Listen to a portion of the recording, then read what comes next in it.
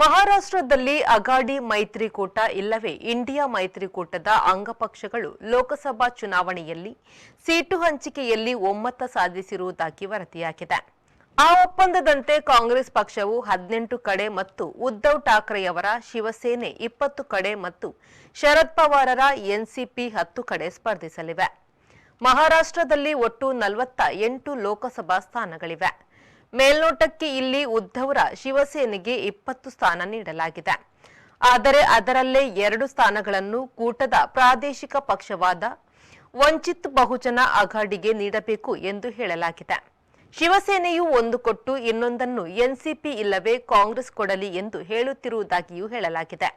ಮುಂಬಯಿಯ 4 ಲೋಕಸಭಾ ಕ್ಷೇತ್ರಗಳಲ್ಲಿ ಶಿವಸೇನೆ ಸ್ಪರ್ಧಿಸುವುದಾಗಿ ಹೇಳಲಾಗಿದೆ.